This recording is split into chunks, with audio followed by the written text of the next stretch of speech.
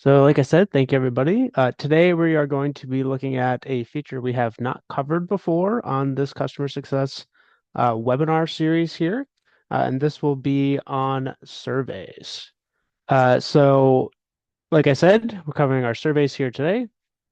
Just a reminder, and we'll come back to this a little bit later here, but we have a number of these still sort of upcoming for the future. So you'll get some invites to register for those. So surveys is a feature that is predominantly used in self-service, but we're going to walk through how you would set up surveys, what different types of questions can look like on these surveys, and then also look at the employee perspectives from an admin side and from self-service and actually filling out and completing a survey. So with that said, let me move over here.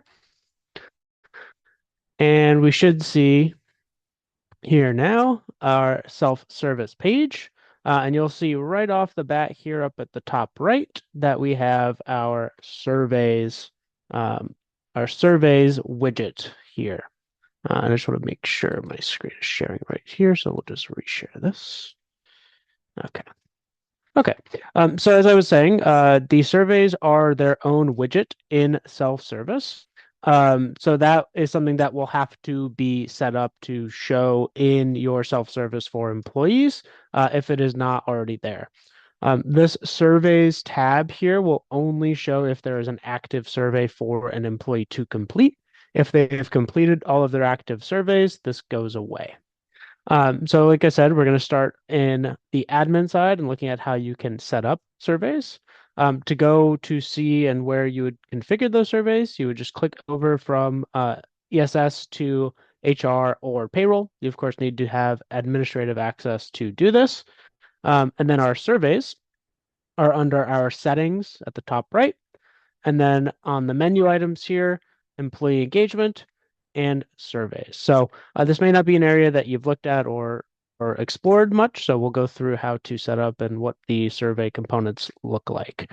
But as a reminder, we also have our ESS widgets, which is down under system configuration, ESS widgets, and then it's per employer.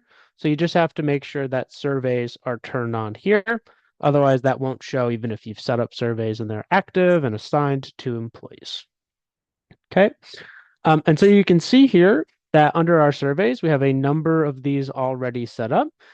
Some of them are set up for specific uses. As you can see here, we have one that's designed as a new hire survey. We have one that's a general or generic all employee survey. And I have a couple that I've set up for our webinar here today. One thing you'll notice off of the bat here is that this survey, and if you hover over it, you'll see is set up as a template. What this will let you do is show and basically reuse a survey year over year. So you may set up an annual survey for employees to complete. And if you wanted to reuse that survey year over year, you would use the template. And when you go to hit add for a survey, one of the first options that you have here is to use a template. And so if I choose this all employee survey, you'll see a bunch of this information gets pre-selected for me, including all of my questions down here at the bottom. But we're going to go through more of a new, fresh survey that hasn't yet been used. Okay, so we have our webinar example here. And you'll see the first couple of things you have to do are fairly common for any items that you're setting up throughout the system, which is giving the survey a code and a name. So you'll see this in incomes, deductions, benefit plans. You're always going to give something a code and a name for that use. Additionally, you can add a description in here that will show along with the survey in self-service when the employee launches it. So if you wanted to give some background or information about the survey that the employees are going to complete, you can add that additional information here in the description. Okay. Then there's a couple of dates here that are important. So you have the start date, end date, and notification date. So the start date and end date, naturally, that is just the period over which the survey can be completed or will be active for the employees that are assigned.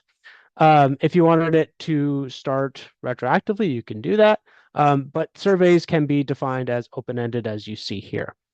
If you do have, let's say, a monthly NPS survey, as we do internally, you may set this up monthly and have a templated survey, as we looked at before, that you copy and create for each month and launch it for employees.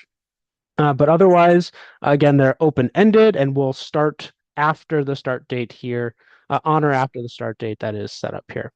You also have the notification date. So in self-service and also on notification layouts, you would have notifications to employees that are assigned part of the survey that they have something to complete. So we looked at here, use as template toggle. Now, if I were to toggle that on, of course, the template would go away.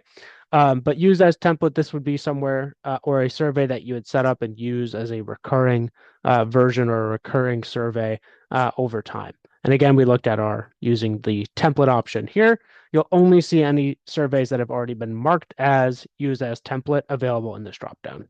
But we're creating a new one as a one-off, so we're not going to use a template. Confidentiality becomes an important one here. There are a number of different types of confidentiality levels to this. We have confidential, mixed, not confidential, and anonymous.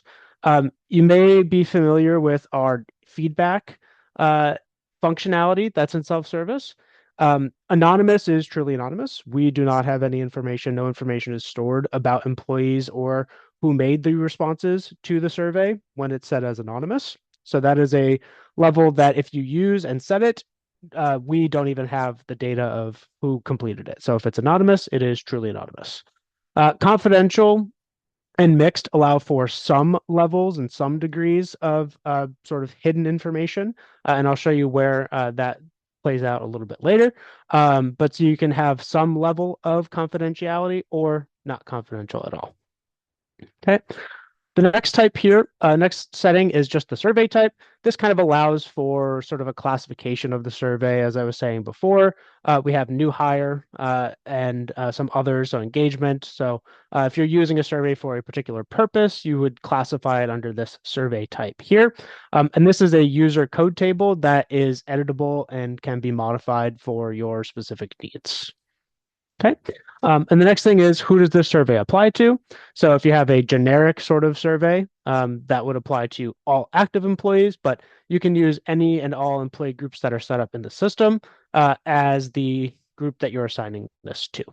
So if you have particular corporate surveys or administrative surveys or manager surveys that you might use, those can be assigned based on their employee groups.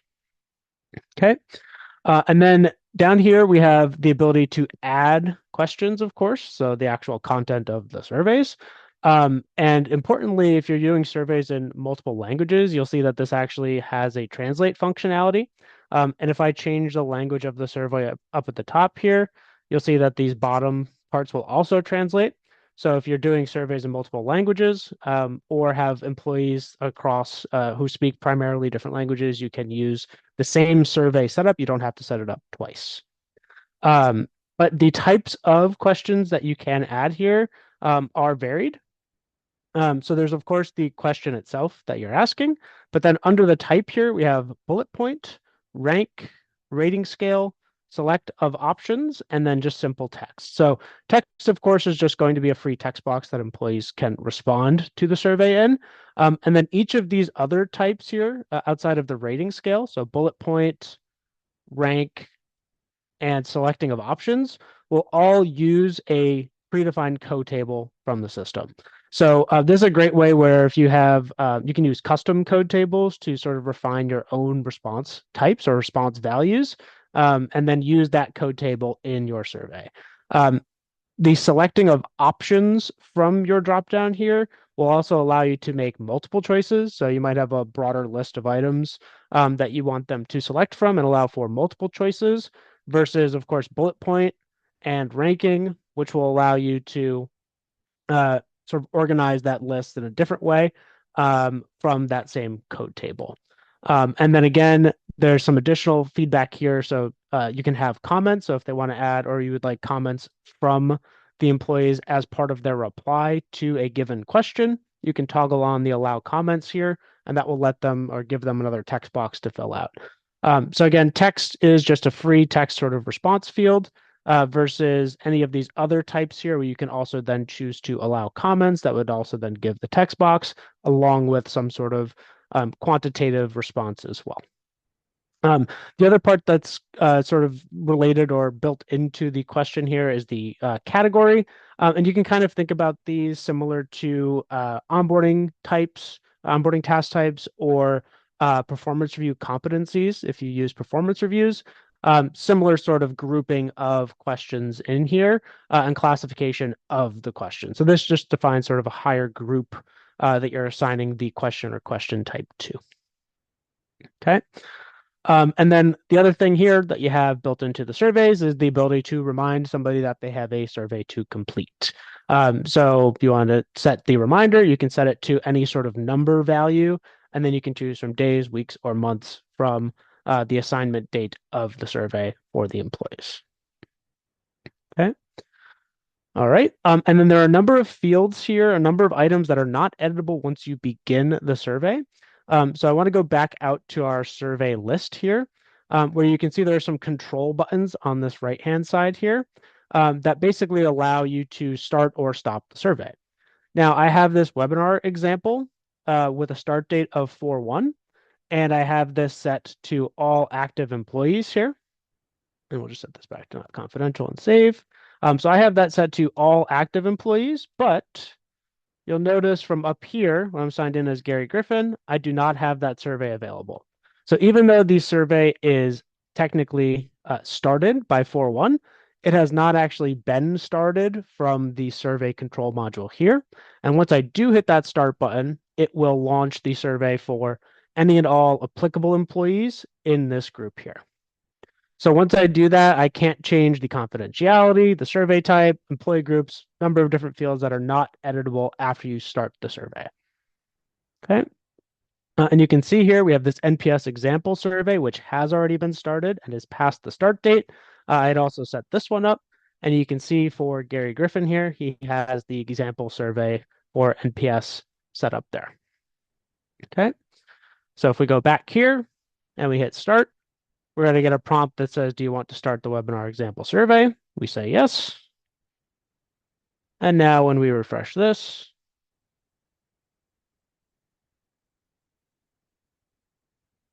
we'll see multiple survey examples for the employee to complete here.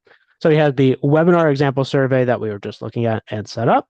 And then he also has the NPS example survey, which was set up.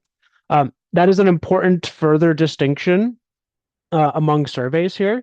We previously had a functionality under employee engagement called ENPS surveys. That has been sort of aggregated into the survey setup themselves, where there's an additional toggle up here, which has the NPS survey toggle, which changes a bunch of the controls from a normal or sort of standardized survey with those broader options that we were already looking at. But if you toggle on this NPS survey here, you're also then limited to the NPS rating scale as an option. So it's a 1 to 10 scale, standardized NPS scoring. And then we do also record results for the NPS survey and have a module to review that.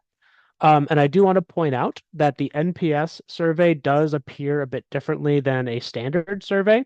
So if I launch my standard survey here, it pops out into this item here versus the NPS in self-service is contained here. So this is just a little bit more of a quick one-off or one quick response type of question. This is sort of a standardized question as well that I had put in there. But once I do this, maybe we'll just go here and hit submit. That survey response has now been recorded, and you'll see that that survey goes away.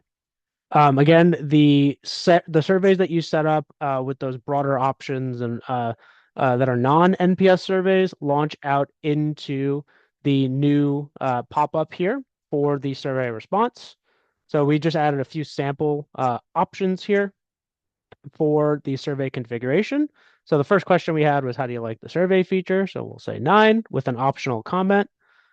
We have a text field, so a different type of survey response category here. So giving any additional notes about the feature. And then a question, which is, were you notified about this survey by your manager? So you can hit yes. And then again, we have optional comments that are added here. When I submit this, My survey goes through, and now again, you'll see that there are no more surveys, and that survey widget goes away. So the ESS widget will only show again once you have an active survey as an employee. Okay. Now, to highlight that a little bit more and to show how those employee groups can be used, so we looked at this webinar employee survey, webinar example that we have, and you can see again all of these fields that have been now locked because the survey has begun, versus a new hire survey. And to show that, I have another employee survey set up that I will go over to in just a second. So we have another employee here, a new hire employee, and you'll see that they have a new hire survey. So in their new hire survey, it's a bit different. This is the one that was already set up. And you can see here, this is about this survey. So this is the description piece that I had mentioned a bit earlier, which is just, again, giving more details about what this survey is doing. So this might be something that you do as part of an onboarding for an employee, where when you set up your survey, we have our new hire survey here, and we have assigned this to a particular group of employees. So this is assigned to employees who are new hires, so anybody less than or equal to 60 days of service. And you'll see that this has begun as of January 1st, 2025. The fact that this is an open survey allows for any, so again, open, it's started, it's already been made active from that main survey list. And it is currently, again, past the start date. Anybody that moves into this employee group, so that means anybody that becomes a new hire and is calculated into this employee group, automatically has that survey assigned to them as part of their creation as an employee. So anybody that is hired into this employer and has the survey widget enabled for them will see this survey when they start. Okay, so we can say things like this: agree, orientation active, yes, and no, and submit.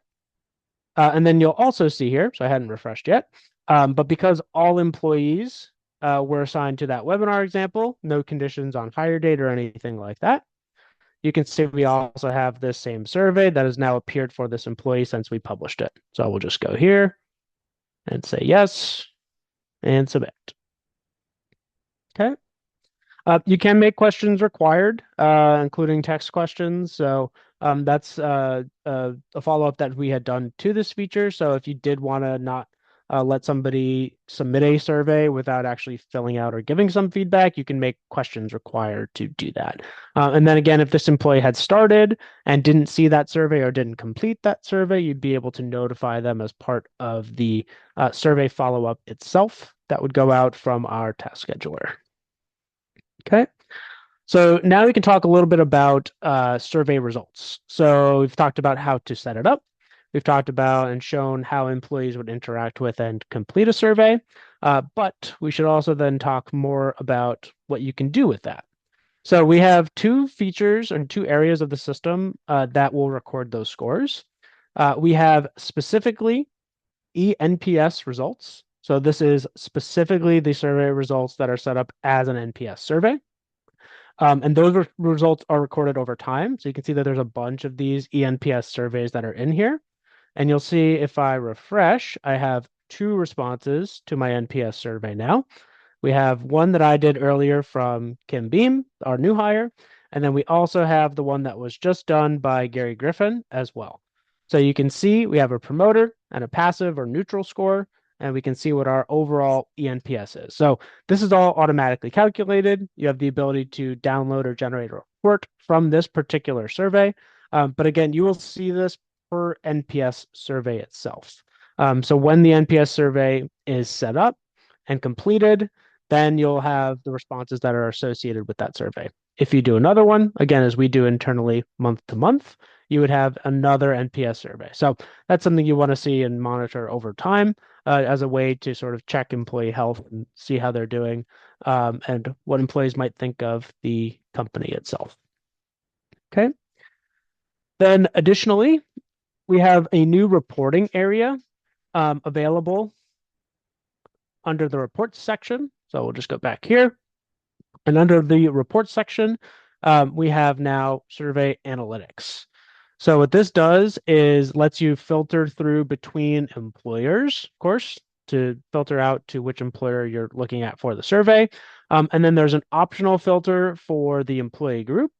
So again, who did we do or who did we give this survey to? If we had a survey again like all employees, we might want to filter down to only hourly employees as an example, or only salary employees, and then you can further slice it out by a required field here, but by like department, job title, work location, anything along those lines. So these are all the fields that are available to then split out. And what you do when you get that is it will break down the responses and the scores for those surveys based on your split value. The other thing here is if you have a template survey, like we see with the 2026 all employee survey up here, if that survey is used more than once, so again, 2026 and then gets copied to another survey for the next annual survey, you would be able to compare those surveys. So you'd get a second drop down for survey two, and you'd be able to do a comparison and see again over time how those responses may have changed. And then again, depending on the confidentiality or anonymous nature of the survey, you can choose to show the employee's name as part of that response. Okay.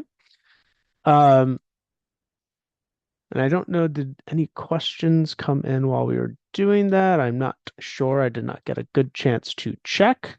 But yeah, so that's about it for our survey functionality. We thank you for attending. If there's any questions that you may have about the functionality or if you'd like to start using it, reach out to your support contact and we'd be happy to help you if that's us or your partner. Reach out to them and we'd be happy to help you set up this feature and start using it with your employees.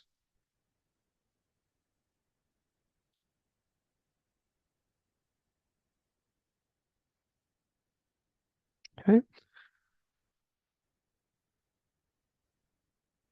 All right. And then again, I mentioned our other upcoming sessions in here over time. So we do try to do these every 2 weeks, and these are the next few topics that we're looking to cover. And we look forward to having you on those calls and covering the next topics with you.